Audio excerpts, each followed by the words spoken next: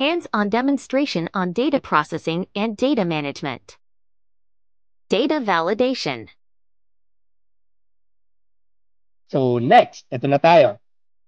Pupunta na tayo sa exciting part. So next is yung data validation. So how to do this? Pupunta po tayo sa ating data tab. Ayan. So data tab, and to instruction again. Go to data tab. In data tools group, select data validation, and in new window, select your validation criterion. Ayan. So gagawa na po tayo ng ating data validation. Especially useful po ito. So kindly take note kasi sa paggagawa ng database, mas maganda na applied na yung data validation before nyo ibigay yung database nyo. Kasi if gawa ng database, saka ka lang mag-apply ng data validation, yung data validation, hindi niya na maka-cancel or ma-flag agad automatically yung mga values na hindi pasok dun sa data validation. Halimbawa, example, nakapag-type ka na ng sex column, may male, female lang dapat yung entries, then may isang na typo, MSLE. Imbes na MALE, yung type niya, yung male, nag-typo siya, yung katabing letter yung MSLE. If nag-apply muna kayo ng data validation bago nyo binigay yung ating database, na-flag agad yun ni Excel na hindi niya i-accept yung value na MSLE since hindi siya pasok dun sa data validation. Kapag yung other way around naman, nagawa na yung column, saka ka nag-apply ng data validation, hindi automatically na-detect na Excel yung MSLE.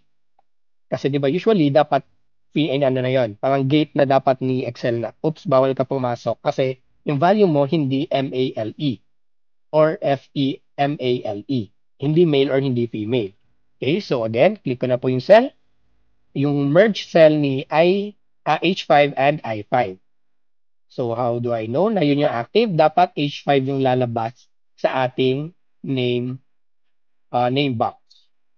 Okay, so to apply data validation, again, yung instruction is we go to data tab and click mo natin yung data tab. Then, sa data tools group, let me highlight that group. Ito po yun. Ayan. So, we click data validation. Pwede pong i-click yan or pwede po yung caret. Same lang din po yan. Ayan. So, ilalabas, by default, next, any value yan. Meaning, kahit anong value na itatype mo sa cell na yan, i-absorb siya ni Excel. But we don't want that, especially kapag gagawa tayo ng sex column again, dapat yung i-absorb niya lang is yung male and female. So, to change that, click po natin yung caret sa ating settings. Ayan. Yung any value, papalitan natin ngayon ng list. Ayan. Click po, list. Then for the source, ayan po.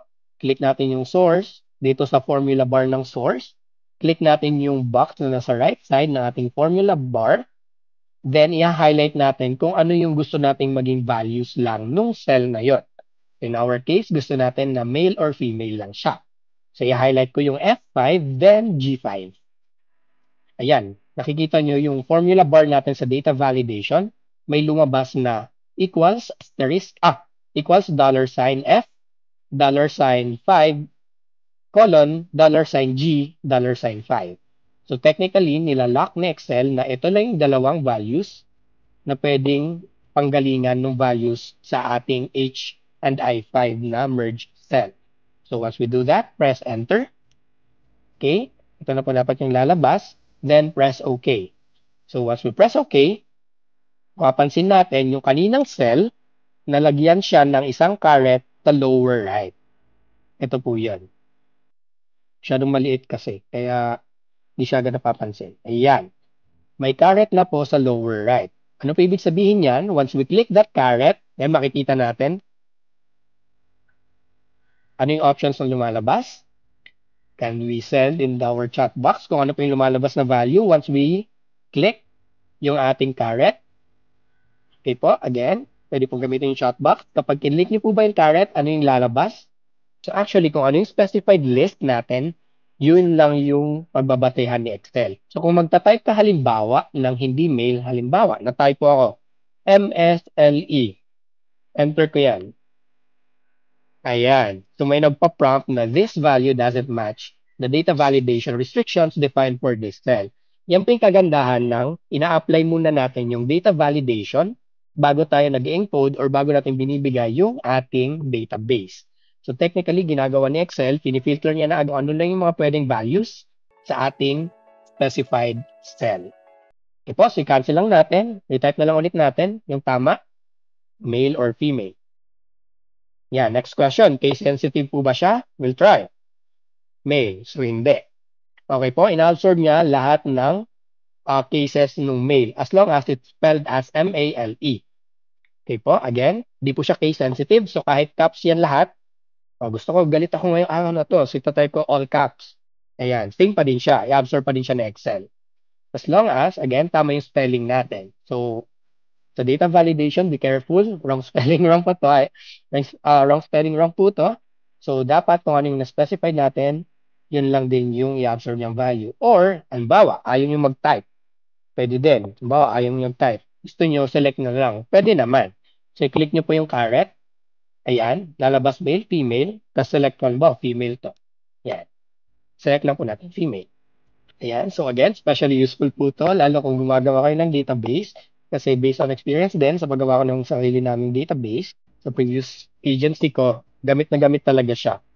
Kasi, anong use nito? Halimbawa, may database kang ginawa. Tapos, ipapa-fill upan mo sa sample, sa LGU na lang, LGU level.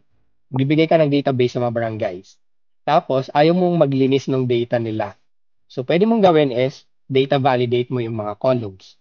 Such that, may iwasan mo na agad yung mga typo before pa man nila ilagay sa database mo.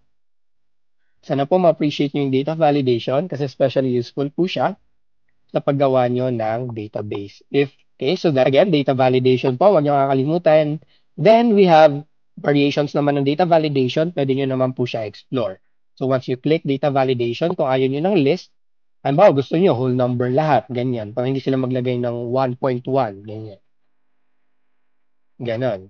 Pwede pong i-limit yon. Pwede ding time or pwede ding text length. Halimbawa, gusto nyo ilagay dyan, halimbawa, phone number yan.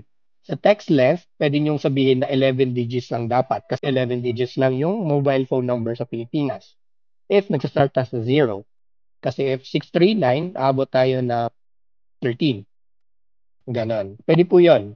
Text length, pwede din pong custom. So, pwede po natin explore yan at our own time. Yan. So, for now, focus po muna tayo sa list. Kasi kahit sa list pa lang, buhay na po yung database natin.